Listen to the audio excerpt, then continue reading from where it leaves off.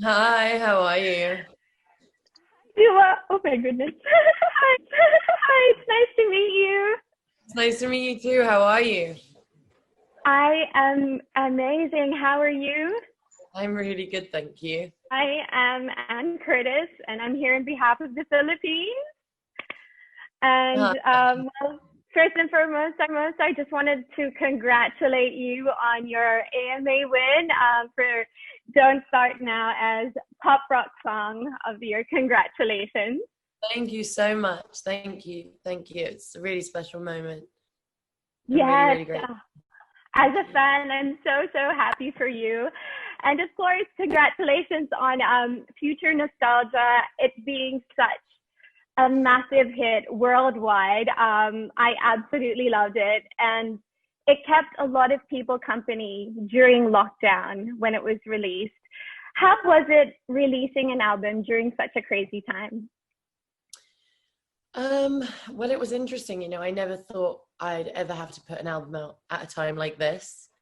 And I think putting it out at this time just really made me learn so much about patience, made me adapt a lot quicker to my surroundings. I became quite good at like putting green screens up and trying to think about different Yeah. ways to do performances and stuff like that. But it was, interesting. It was a massive, massive learning curve, but one that I'm really grateful for. I wouldn't have changed it for the world. I'm just so happy you did. It gave us something to listen to, of course, during this crazy time. What was the inspiration or what's behind the title Future Nostalgia? Well, it was kind of like the amalgamation between two things. Obviously, it's like the nostalgia era, which is like where all my childhood influences come from, which is a lot to do with like my parents and the music that they listened to at home.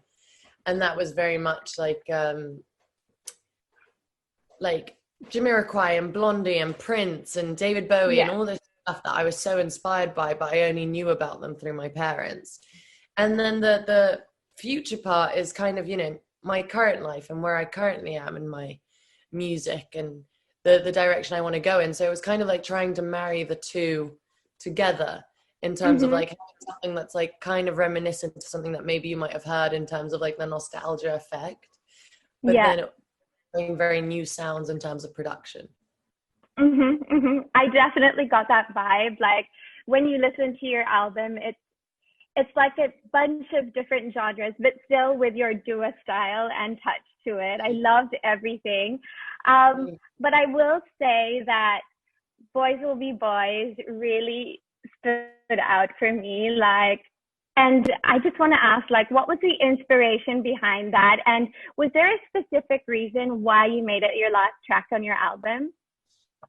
Um, so the inspiration behind that was very much something that happened in my life, something that I felt like I needed to talk about. I feel like I talk about women's issues and women's equality a lot. And I felt like I needed to put something on the record that was kind of directly addressing that and maybe like the growing pains of what it's like to be a woman. The reason it's the last song on the track is because the first song on the track is Future Nostalgia, which is kind of this like false sense of confidence, very in your face, super sassy, claiming I'm like the female alpha. It's all this like embodiment of an energy that I almost wish I had, and when I Mm-hmm, say mm-hmm, it, that's how I feel. I feel like really empowered and I feel badass. And that's the energy that I want to convey. And then I felt like Boys Will Be Boys shows a completely other side of the spectrum in terms of mm. feminism and just shows maybe a little bit more of a vulnerable side at the same time. But it's kind of two different sides of the spectrum still at the same time. I feel like it shows solidarity and empowerment with other women that maybe listen to the song and feel exactly the same way. Mhm, But mhm. it felt like it was important to have that parallel on the album, Yeah. and so that's the last Mhm. song on the album. I felt that. I really, really did. And like on your album, like I know it's a silly question, but do you have a favorite song, or is there like a top choice? Like when you perform it, like it emotionally like puts you on fire when you start singing it and performing it. Um, I love, especially now with my live stream coming up. I've been rehearsing a lot, and the songs that I've really loved performing. I mean, I've had such a fun time performing all of them, but it's really been Pretty Please and Hallucinate are two songs that I'm dying to get up on stage and just like finally perform with you guys. That's going to be fun.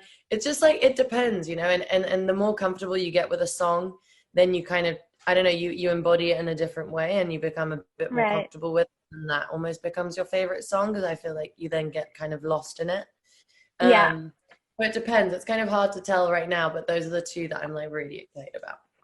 And something that was actually another exciting part about you is that you've had, in the span of 2 weeks, 2 new releases, collaborations.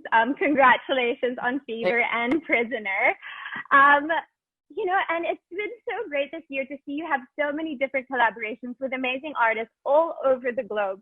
Will we be expecting any more surprise collaborations? Maybe. You know, I'm working on putting out the deluxe version of my record for next year. So you might hear some unexpected collaborations maybe that you haven't heard before.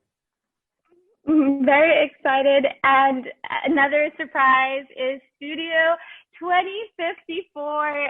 Everyone, including me, we're so excited. Of course, you know, as fans, we would have loved to see you go on tour. I was front row at your concert in Manila, singing along with you. I mean, we're sad as fans that we won't be able to see you in person this year, but we are looking forward to Studio 2054. It's a virtual concert. What can we expect, like, from your outfits and concepts and music?